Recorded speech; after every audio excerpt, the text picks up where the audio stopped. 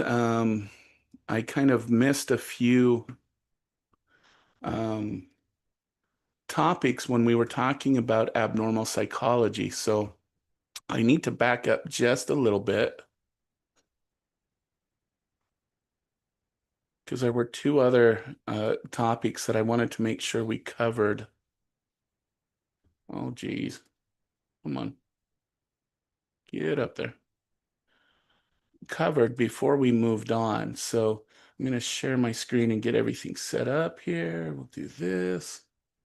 We'll do this. And I believe this is where we left off, but I wanted to go back um, a little bit. So I want to kind of go back to one issue that I didn't really get to, but has been a very popular type of way to deal with people who exhibit abnormal behavior. This can include mental illness.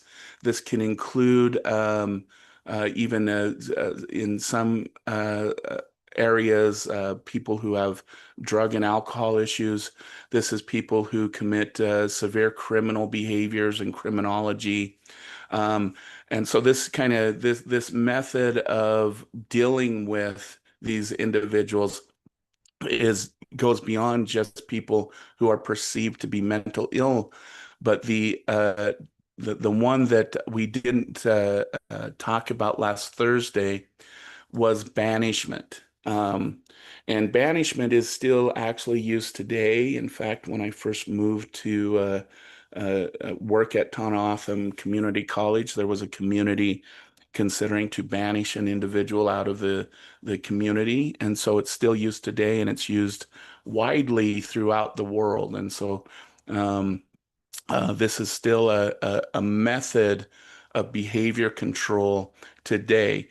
But I kind of want to talk about its origins and what it really, where it really comes from is that if we look back centuries ago, if we think about, well, let's think about modern time. If we had to leave, for example, if you had to leave where you live, you could probably leave and go to, a neighboring city or a neighboring state and reestablish yourself very easily.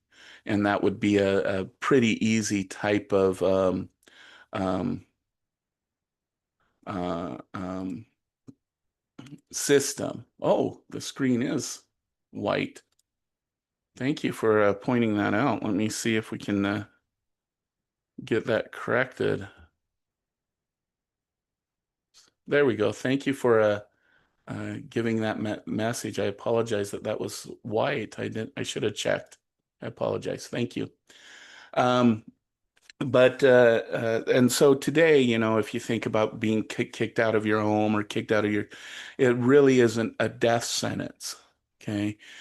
But before the eras of cars and transportation and internets and phones and all of those kinds of things, being banished out of your community was pretty much a death sentence.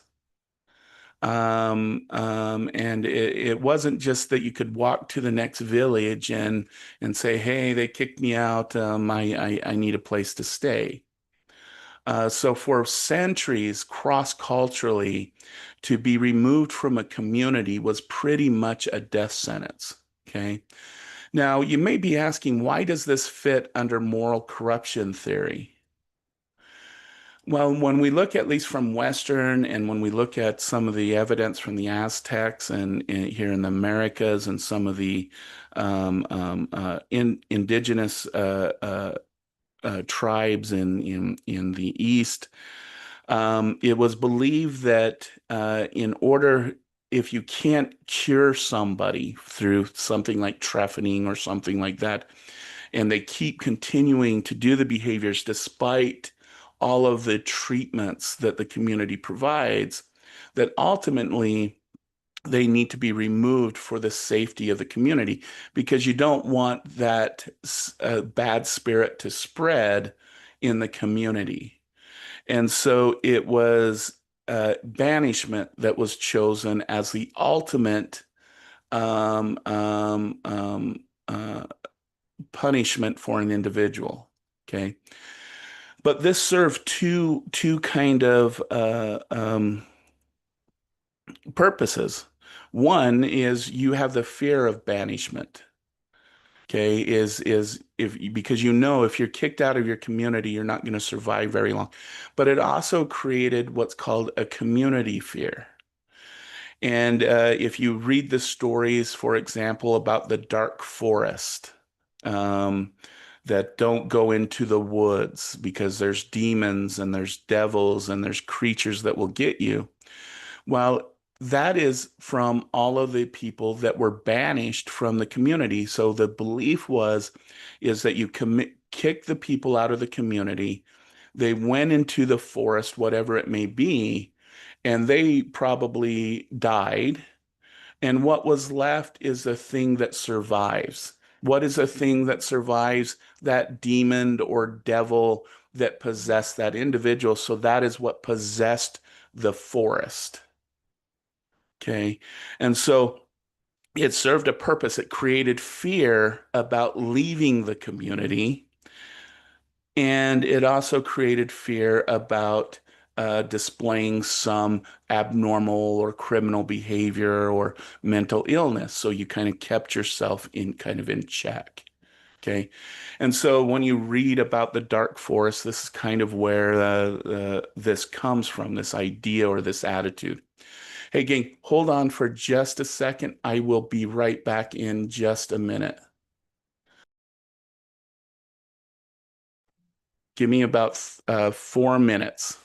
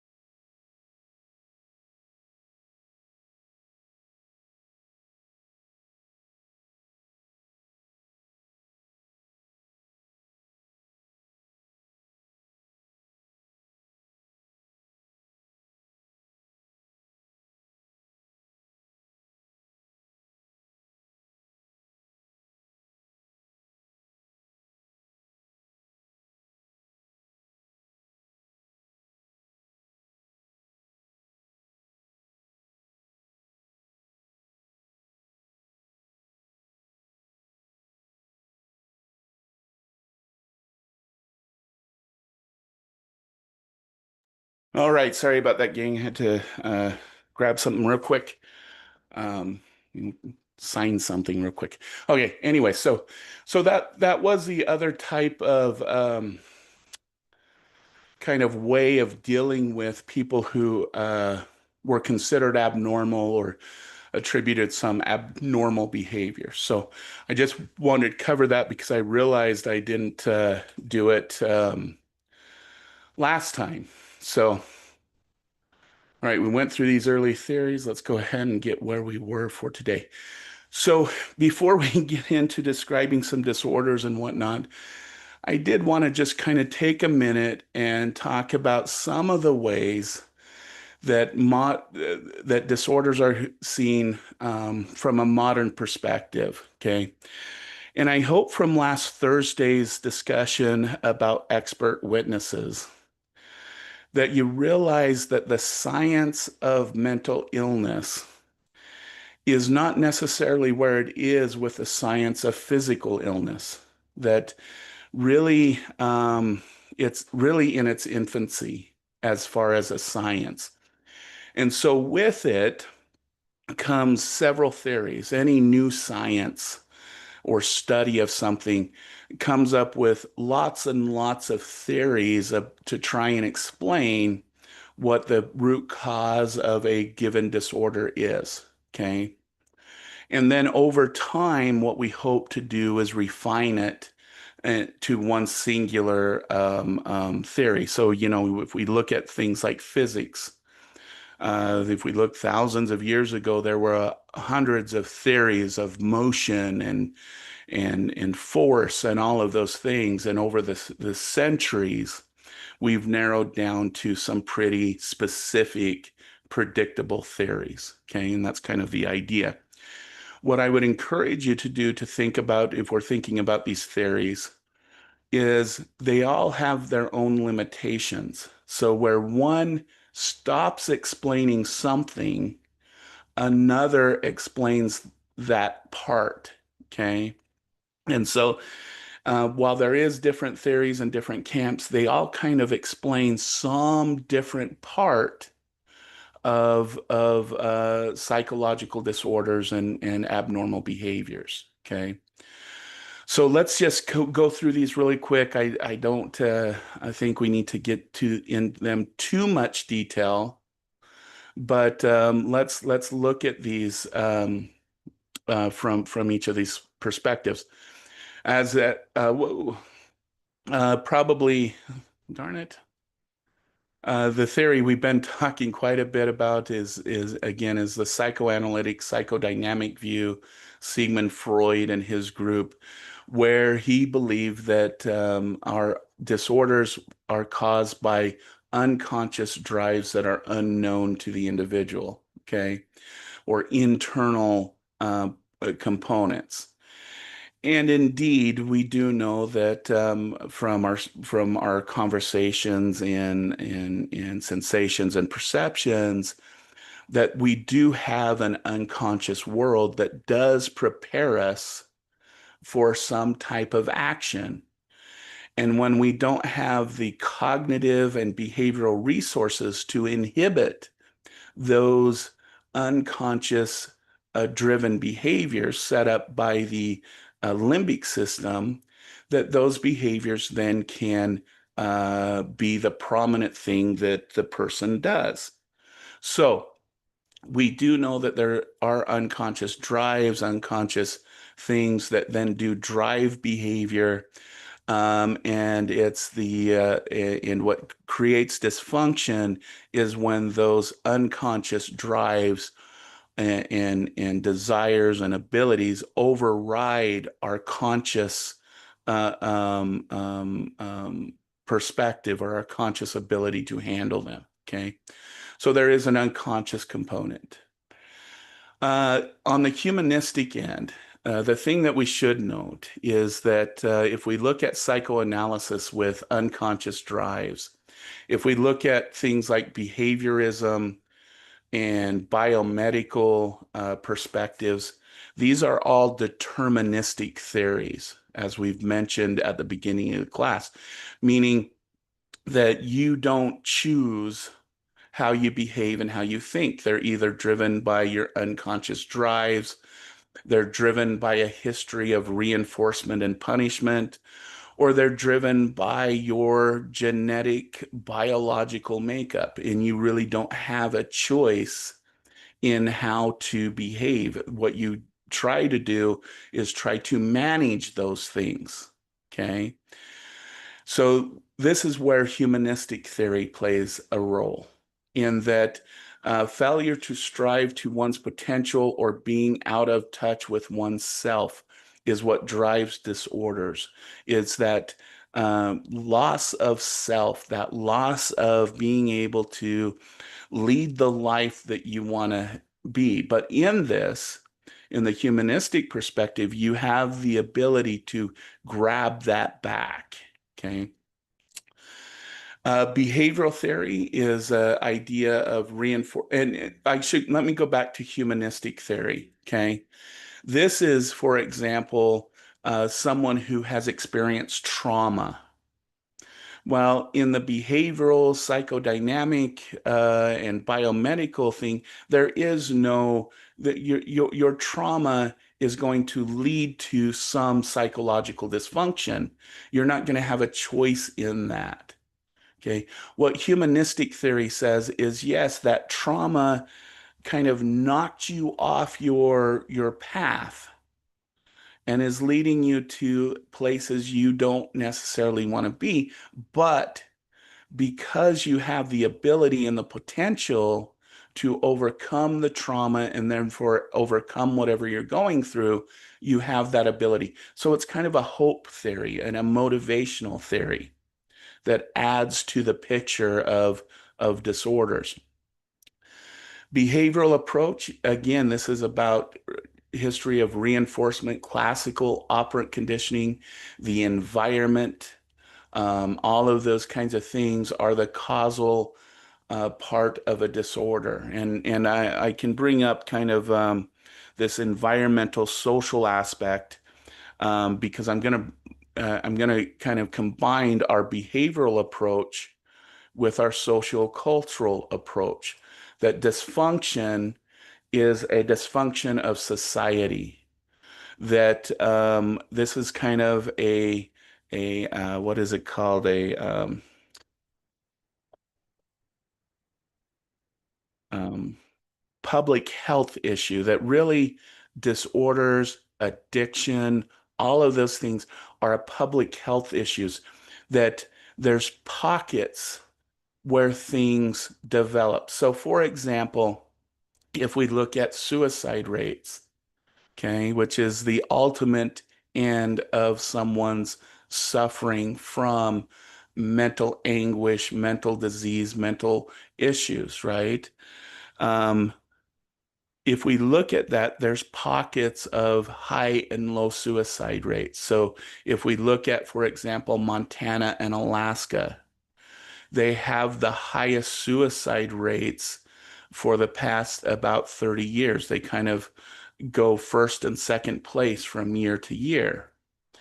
So the thing that we do from a social, cultural, and behavioral perspective is what is the difference between Montana and Alaska versus where we have the lowest suicide rates, which tend to be coastal regions. What is it about coastal regions that have lower suicide rates than those landlocked areas such as Montana, except for, Alaska, which does have a sea-bearing area? Okay. And so those are some things to consider. And from a behavioral, social, cultural perspective, we need to look at the culture, the behaviors that have been reinforced within that culture that then give a way to that disorder. And I'll give kind of an example from research that again I and some colleagues did for the prison that I was contracted for that I've mentioned before is we looked at so this prison did a really good job with alcohol and drug kind of inpatient treatment while individuals were incarcerated. It was an excellent program. They had the drug and alcohol treatment. They had the relapse prevention. They had therapeutic communities. I mean, they had co-occurring treatment for PTSD and depression and anxiety. I mean, so they knew basically that when a person left that prison, they had the skills and knowledge to overcome their addiction. So they weren't leaving with a lack of knowledge and skills and coping to not return uh, to their drug and alcohol life. But we compared two groups when we did the study. In most prison sittings, when you leave prison, you return to the city of your origin where you were arrested from, okay? And you return to that place, all right? But you can also petition to the parole board and whatnot to be put into a different community. Some it's called in some cases it's called an interstate compact, where you go to another state or you're returned to a different community within that state. So you're being returned to a new place, a place where you didn't come from. Okay. And again, our measure was recidivism rate. All right. So here's the situation. We have two groups of individuals. One group, both of the groups had the same types of treatment. I mean, A grade treatment. And one group was going to return to their community of origin. The others were going to go to a different community, not the one that they came from. And it was an interesting result. The individuals that went to the community of origins had the statistical recidivism rate around 60%.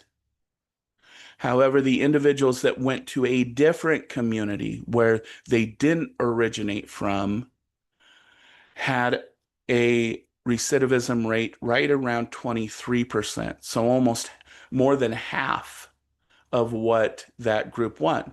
And that supports the behavioral, geez, the behavioral and social cultural perspective of disorders and dysfunction. Okay. Because there was something about that social societal group that they came from and their reinforcement history within that community of origin that then brought that dysfunction back into their life, where not going back to that behavioral, classically conditioned and operant conditioned situation and that different community situation created a situation in which they could implement what we think is the skills that they learned in the prison system and develop a new behavioral and social cultural situation. Okay. So those are some examples. Cognitive theory. So we have behavior and we have culture and we have motivation and unconscious drive. Cognitive theory brings in dysfunctional thoughts and ways of thinking. Okay. And there's two incidences that come to mind when this comes into play. And that's thinking of people who have severe anxiety, but specifically severe depression, because each of these individuals gets stuck within what's called a thought loop, where they have an irrational thought, I'm a horrible person.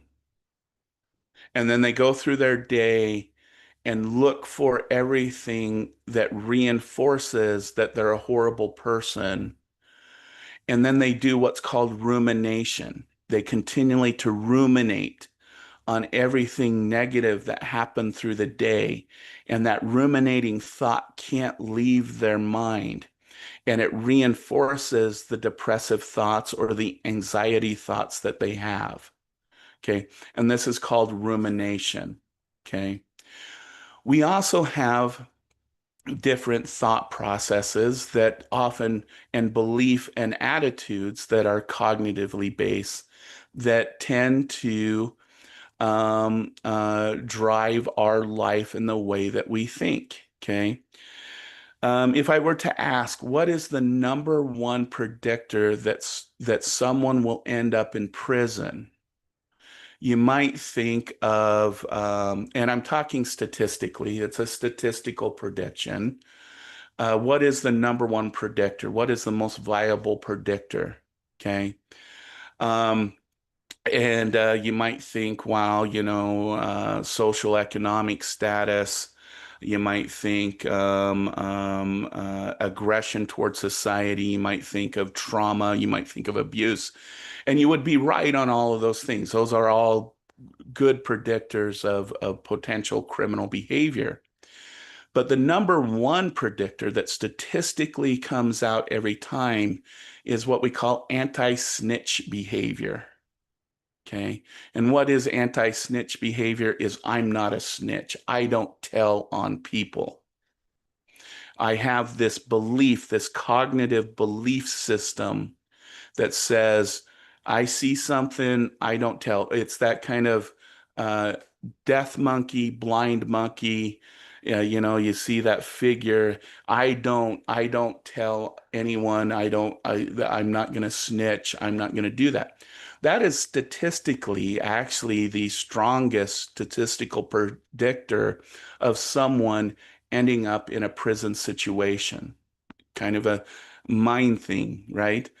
And so what do we find? So there's things in prison that if you get in a good prison system that does what's called cognitive restructuring, okay, where we help individuals go from an anti-snitch kind of mentality or mental process to where they're willing to intervene and get involved when they see something wrong. And so we changed that idea, not my business, not my, I'm going to ignore it, be blind to it. I'm not going to tell on that person, that's their business, to saying, hey, there are situations where I do need to get involved. I do need to speak up. I do need to say something. And again, what do we find in this changing of belief if it sticks? We find that their recidivism rate goes down, their criminal behaviors after release go down, and those types of things. Okay. And again, that speaks to the cognitive kind of what our dysfunctional thoughts and beliefs can then build and create this kind of, people who are strong in anti-snitch think that they're being virtuous in their belief system. Well, that's kind of a dysfunctional thought process. Okay. And so that's what the cognitive kind of idea is. So there's rumination, there's dysfunctional belief systems. And once we correct those, we tend to find that we can ease people's psychological pain, or at least their behavioral perspective that got them where they are. Okay. And then probably the one that we're most familiar with in our modern era is the biomedical neuroscience perspective. This is saying that disorders are caused from an organic problem, a biochemical imbalance, genetic predisposition. And this is where I am going to get into probably the perspective that most clinical psychologists take, or most research psychologists take. And we mentioned this at the beginning of the course, is that the biopsychosocial model. And you'll notice we start with biology. Okay. We've already, in all those other models, we already talked about so cognitive, social, cultural issues, social model, social, emotional, behavioral issues. But in the biopsychosocial model, what we say is just like what we talked about with mental health. There are physical predispositions that we all have predispositions to that put us at risk for the development of given disorders. That then, if the right psychological and social variables are present, can then develop that disorder. Okay. And so we have biological predispositions, we have different neurological systems. Again, when we talk about depression, we can talk about things like lower serotonin levels. When we talk about schizophrenia, we can talk about increased dopamine levels. And so biology plays a role in the development of these disorders. And that's why today, if you were to be recommended for treatment, most good clinicians or doctors are not just going to throw an antidepressant at you or a mood stabilizer. They're going to say, and you need to go get some type of counseling or therapy, because we found that the best treatment for any disorder that we've come across is a combination of biological and then psychological and social therapy. And I will note on this biological end, that doesn't necessarily mean modern medicine. This can mean uh, uh, biological intervention on the environmental level, on the spiritual level, all of those kinds of things. So I don't want you to think that I'm a complete that I'm just saying that you just need to go take a pill on the biological end and that'll take care of that. It's a much broader story than that. Okay. So those are some of kind of the modern perspectives on what the development of a disorder is. And what I'd encourage you to do is think of it as all encompassing, that each of them play a role in the development of a given disorder. All right. So I'm going to skip ahead. Well, actually, no, I'm not. I'm going to back up um, as we talk about some of these different ones. The one thing that I do want to speak to before we get too deeply into this is the issue of labeling. And I want us to be very careful because when we start looking at some of the symptoms of some of the disorders that we will be going through over today and through next week, is it's tempting to go, that's me, and it's just not that simple.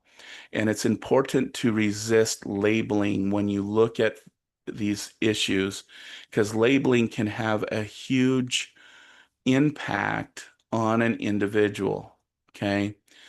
Um, and so I do want to just bring up a couple studies and stuff that deal with labeling, and also deal with the state of the profession of mental illness and mental health. That's really important to keep in mind. And that's the Rosenhan studies that really kind of lit up this world of things.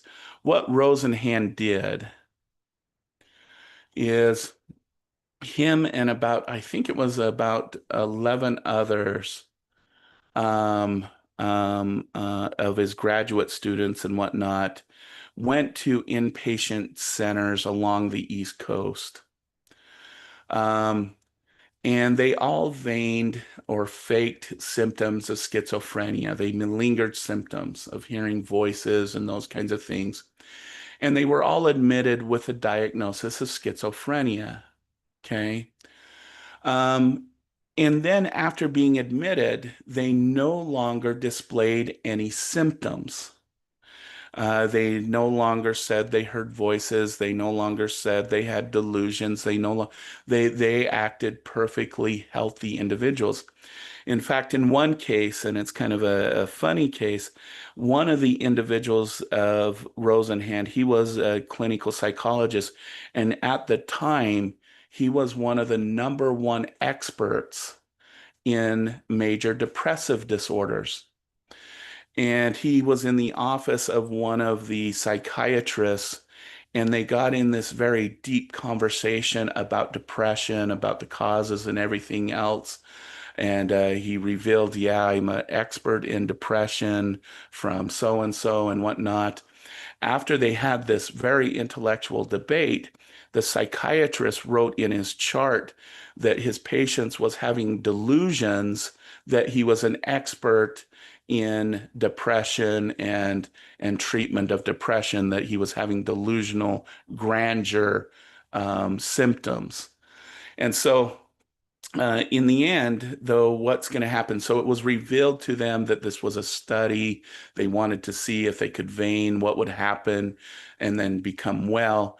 Well, some of them were released, but some of them, it took the president of the university and actual legal processes to get them out. Okay, so a study, I wouldn't, if any of your professors say, hey, let's go do this, I would not recommend it. But the interesting thing is once even the attorneys got involved, the president of the university got involved, the facility did not put that it was a mistake in all of their charts, every single one of them, and they were all at different inpatient centers, put that the person was released because their schizophrenia went into remission. So even today, all of those individuals have a diagnosis out there of schizophrenia. And in that time, there was no protections, so anyone could get their medical record and see this.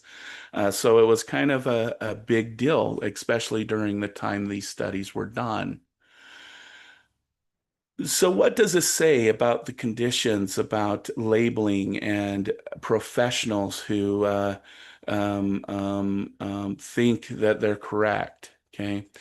And so I'm going to bring up another study of there was a facility that really had a pretty poor track record, but the employees felt that, they were very fair and kind to their patients.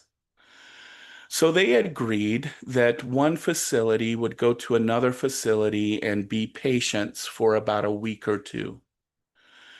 And during that time, they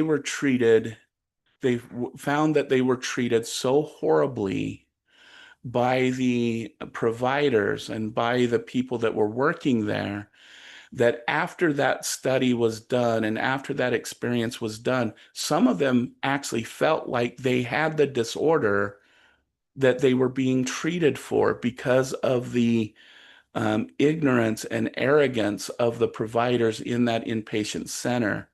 Not only that, many of them quit after that experience because they didn't realize that that was the way that they were treating other human beings. Okay. I tell this story in the Rosenhan study as a cautionary tale that one, mistakes can be made, and that the system is set up for the professional, not always the patient. And at some level, the professional may not even know that they are treating their patients the way that they're treating their patients because of things like egos and professional areas. So I just want to caution everyone when dealing with this type of situation, especially as we go into exploring some of these disorders that we're about to talk about, and to be very careful of the issue of labeling, because labeling are for jars, not for people. Okay. And be very careful of that because it can have both a stigma and issues for both individuals involved. Okay.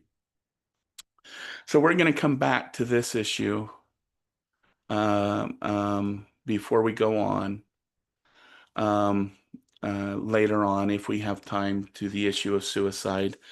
But I do want to at least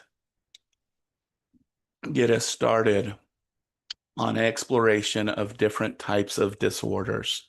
Okay. So what you have in front of you is the table of contents for the Diagnostic and Statistical Manual of the American Psychiatric Association, which is quote unquote the Bible of disorders. Okay, and that label has always bugged me, but it's there. It is where an individual gets their diagnostic codes, gets their understanding of what disorder a person has, and it's the kind of guiding manual for people who do treatment, especially within our Western concept of what a disorder is. Okay. And so you can see that there's several here. I just want to mention a few. This gender dysphoria is what replaced homosexuality. Okay.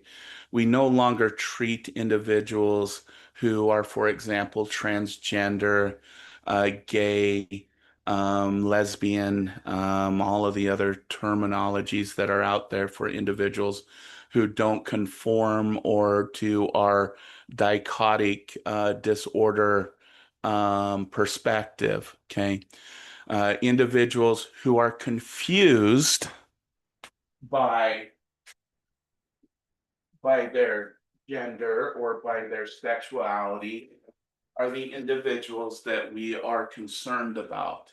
Okay, so gender dysphoria is not about someone, for example, who is transgender and they figured out who they are.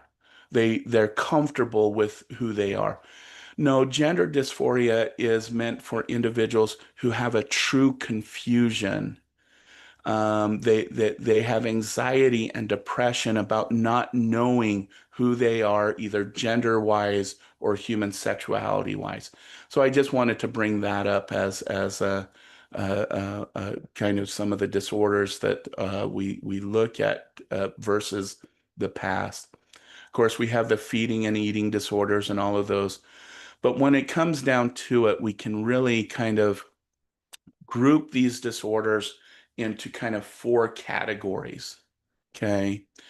The first category, and these are also the disorders that we're going to explore as samples of these different areas. The first area that we're going to explore are what are called developmental disorders. These are disorders that develop through development or human development. Okay, it's these are disorders that are usually present in early childhood, and usually for adult diagnosis of these disorders, they needed to be they need the symptoms had to be present early in childhood. So, for example, adults who are diagnosed with attention deficit hyperactivity disorder kind of have to provide examples of how these were affecting them in childhood. Okay.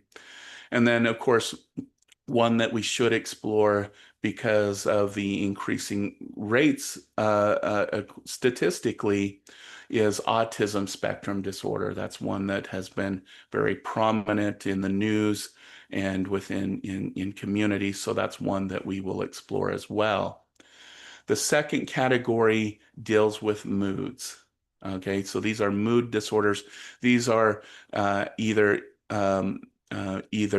depressed moods, meaning that they're low motivation levels, poor outlook levels, feelings of worthlessness and helplessness, or it can be on the opposite side. It can be manic moods, meaning hyperactivity, inability to control impulses. Okay. The two disorders that we're going to explore in this one is major depressive disorder as a disorder. And then the second one is bipolar disorder, which is a fluctuation between manic phases and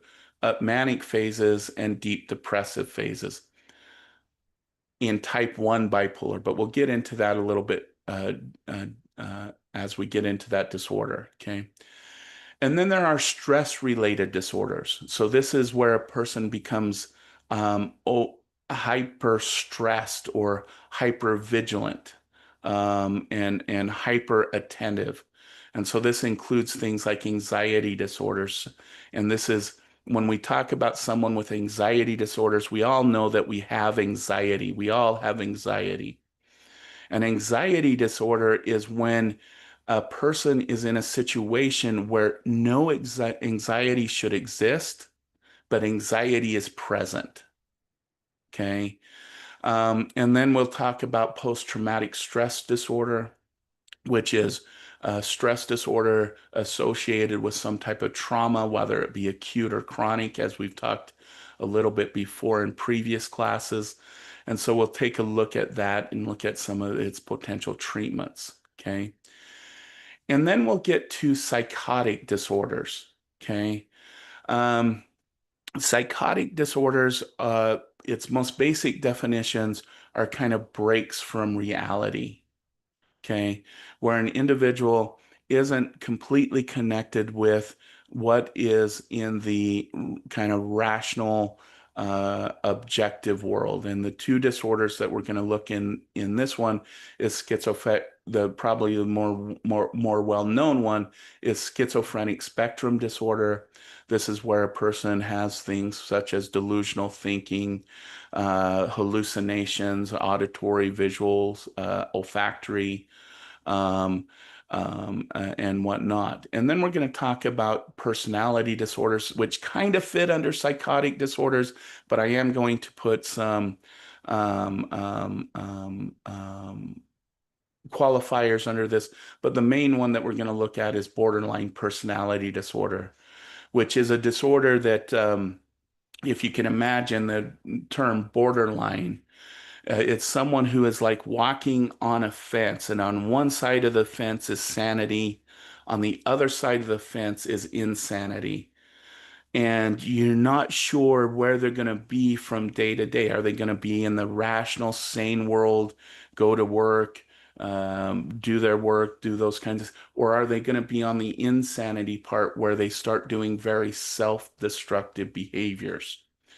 The reason why I like to talk about borderline personality disorder is that it's often misdiagnosed as bipolar, okay? Because it looks like the person is going between manic and depressive and normative states. Behaviorally, these two disorders look very similarly, but as we'll look at them, bipolar is mostly a biological disorder. Really, you can, treatment and therapy can help with bipolar, but it really needs a medical intervention of some type, okay, in order for it to be treated. So this is more of an organic based disorder. Borderline is more of an environmentally developed disorder. It is developed out of kind of what's called the family syndrome, where an individual or child is developed in a very dysfunctional family system. They tend to be abused physically and sexually, but the family sweeps it under the carpet. They keep it hidden. They don't talk about it. They don't acknowledge it. They present themselves as the perfect family. And then this child then is put out into the broader world, and the symptomology of that brings out these constant concerns about success. One time, for a short time, I worked with teenage girls who had borderline personality disorders. And it wasn't uncommon that we get to being about a month out from them graduating from high school. And that success triggered their symptoms where they would start to enter into high risk behaviors. They would start heavily drinking. They would stop showing up to class, and they would go through what's called a self-destructive spiral and then end up not graduating. And then we'd start all over again to try and build them up to that point again. Okay.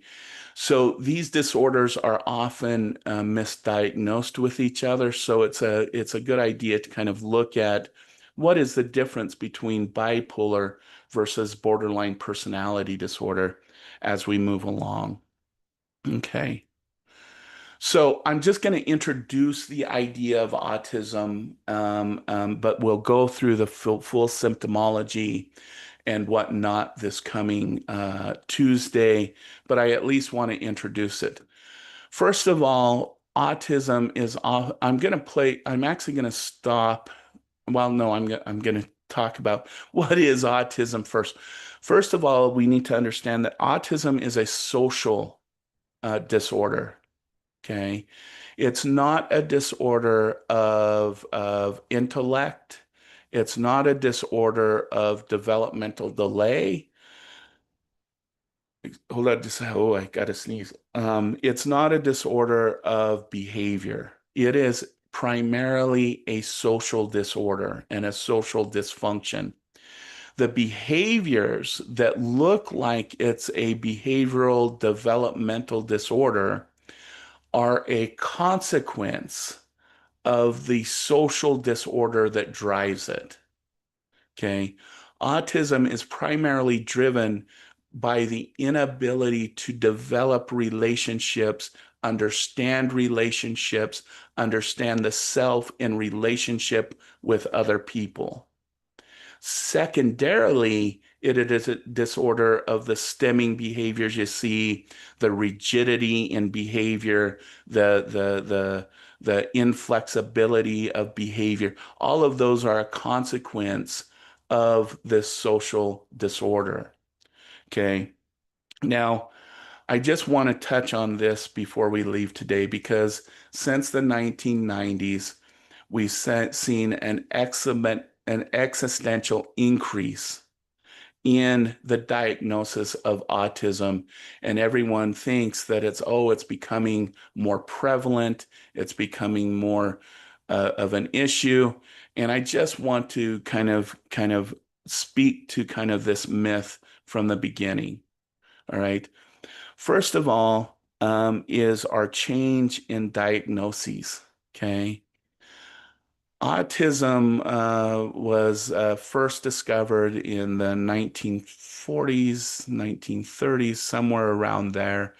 And it was primarily seen as a disorder of individuals within kind of a certain social economic class. Okay. Um, and so up until it was well researched into the 90s, and researchers really saw the symptomology and refined the diagnosis, and we went from the DSM-3 to the DSM-4, that autism for the large majority of the population of children was being diagnosed as childhood schizophrenia. All right. So until the late 80s and the early 90s, when we went from the diagnostic manual number 3 to number 4, many children with autism were diagnosed with schizophrenia. And then because of the refinement of diagnosis starting in the 1990s, instead of diagnosing the majority of children with schizophrenia, psychiatrists and psychologists started to diagnose children with autism. Okay. And so the exponential growth that we saw in the 1990s and early 2000 was a function in changing the diagnostic criteria, not due to Tylenol.